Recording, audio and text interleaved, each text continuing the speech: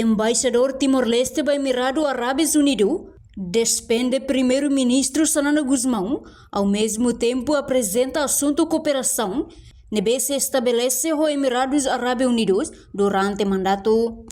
Sexta-feira, embaixador Fon Timor-Leste by Emirados Árabes Unidos,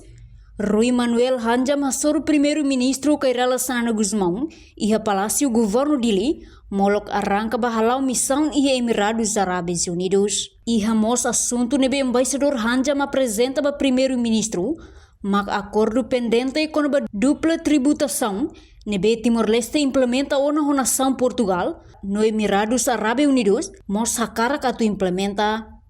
E encontro chefe governo russo atu embaixador hare no buka compreender quando a política reilaran defende interesse nacional no acompanhamos quando a mudança nebe acontece e a nível global. Daerahnya hawatu arangkana ba Uni Arab Emirates também maka mai são normalmente mai despede ela Sua Excelência Primeiro-Ministro e mas ao mesmo tempo nessa rona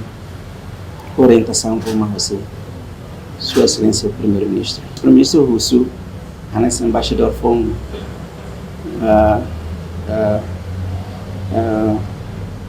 importante ter já tu haremos Italia política railaran e nós Italia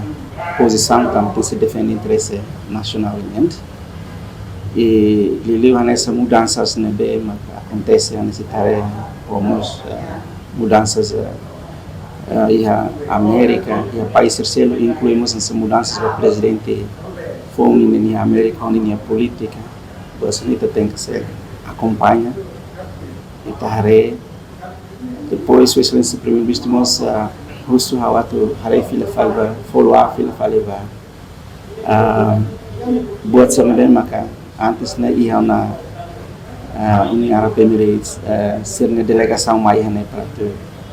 for apoio pela área saúde indiana e vamos pronto sira carahalo dormitório ba feito rural sira feito sira mais escola e a madre canociana fati e vamos apoio sirseilo que nebe masira hakarakato alokarek precisa estar follow up e ao mesmo tempo vamos atoba Sua Excelência Primeiro-Ministro com a mensagem nebe leliu nessa acordo ou lei ou boa nebe mak pendente ela nessa double taxation union nebe mak ite implementa no Portugal mas